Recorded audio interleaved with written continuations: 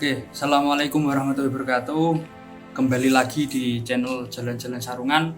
Kali ini saya akan membahas tentang bagaimana cara membuat atau mempersiapkan bisnis franchise.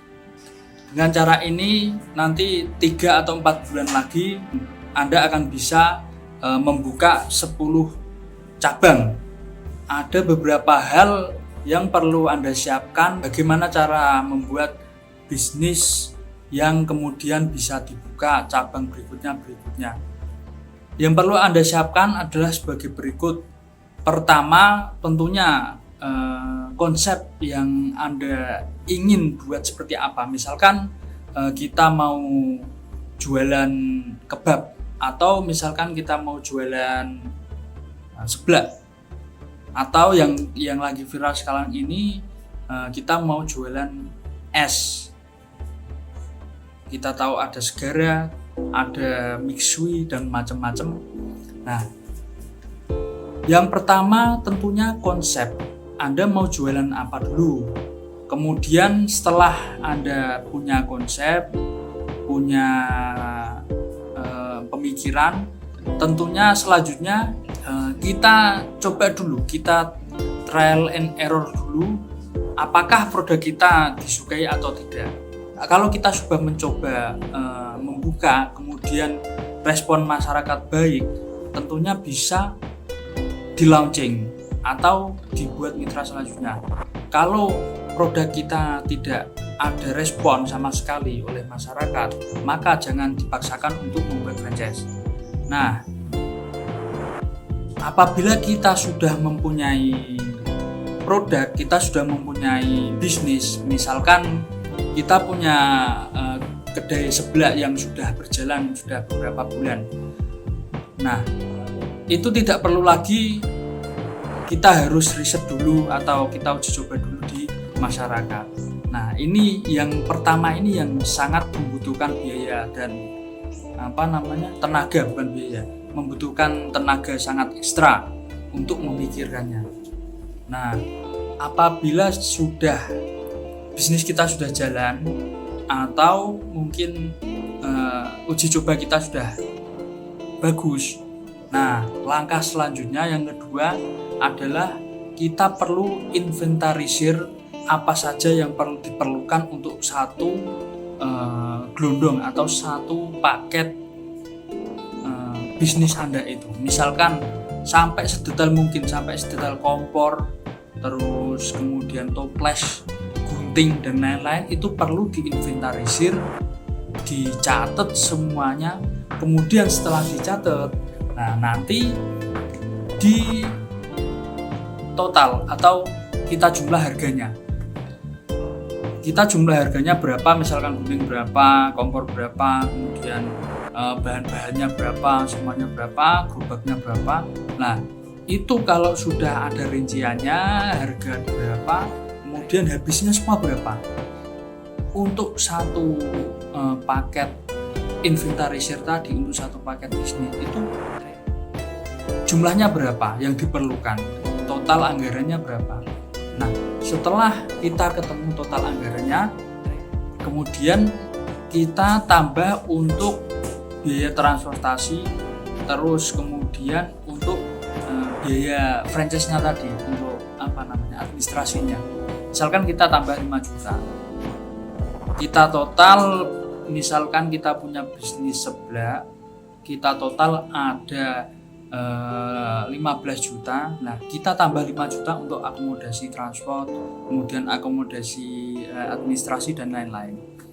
Terus setelah kita inventarisir, kita sudah ketemu nilainya, kemudian kita buat paket.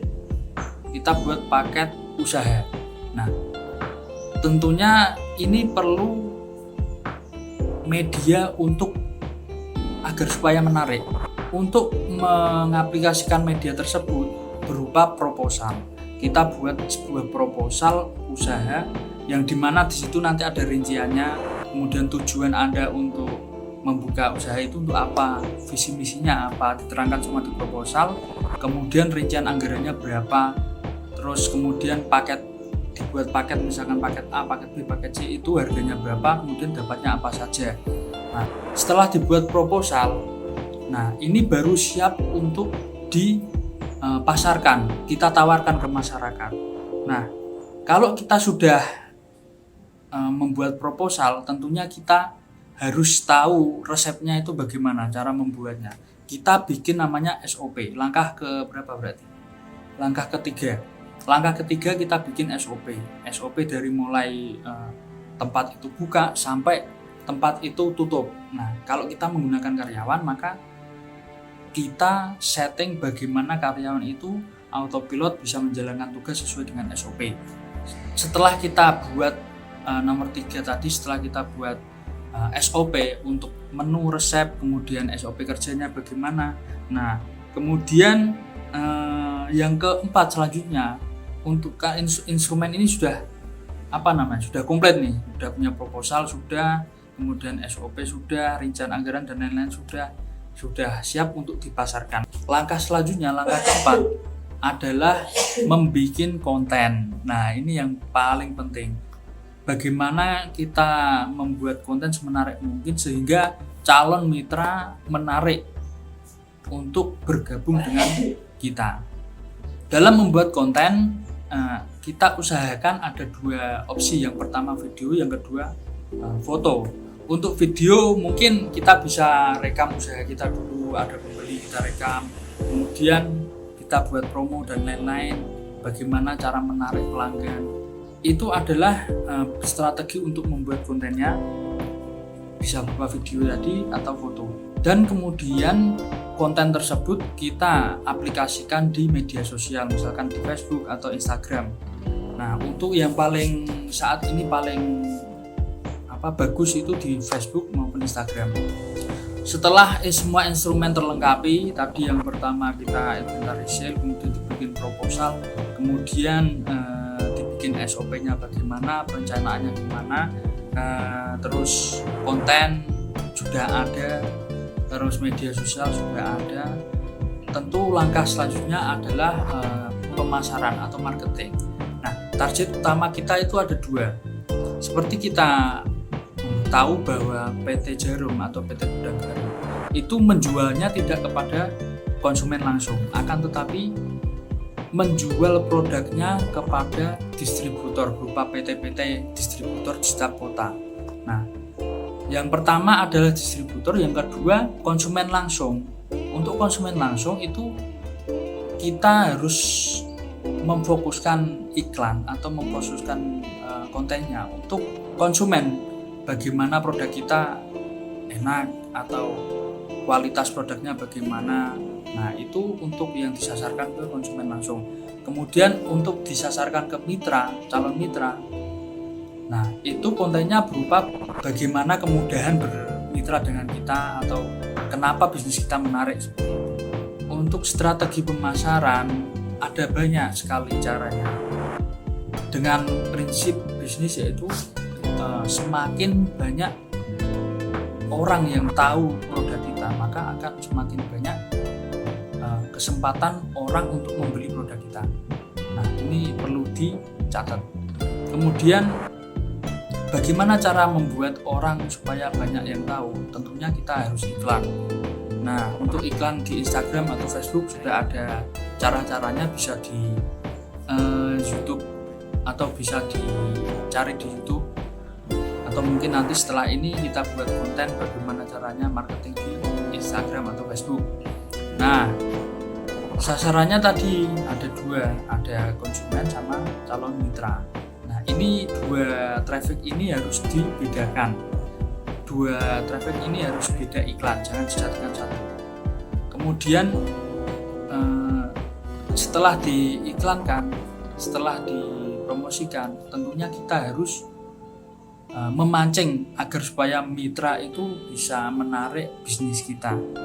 Nah, dengan cara apa? Kita buat cabang satunya lagi sebagai bahan untuk mempercayakan mitra agar calon mitra itu percaya. 4 hal ini yang saya sampaikan tadi, ini sudah saya aplikasikan di kedai teh Barbar ya. Nanti dicari atau lihat di ini, tayangan ini. Nah, ini yang tadi saya lakukan, 4 hal yang tadi saya lakukan. Yang pertama inventarisir, yang kedua bikin proposal, kemudian yang ketiga bikin SOP, yang keempat ada berapa tadi? Yang pertama inventarisir, yang kedua bikin proposal, kemudian proposal dan SOP, kemudian bikin konten, terus selanjutnya pemasaran.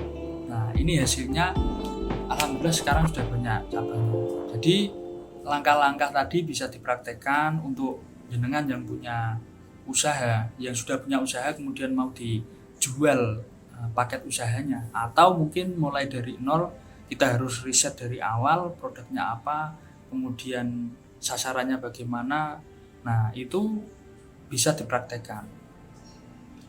Kemungkinan itu yang bisa saya sampaikan. Mungkin kalau ada pertanyaan bisa sharing-sharing, bisa lewat komen atau langsung di Instagram Teh Berbar, nanti kita sharing bagaimana caranya, atau mungkin beberapa kendala yang dialami oleh panjenengan semua. Sekian dari saya, kurang lebihnya mohon maaf. Assalamualaikum warahmatullahi wabarakatuh.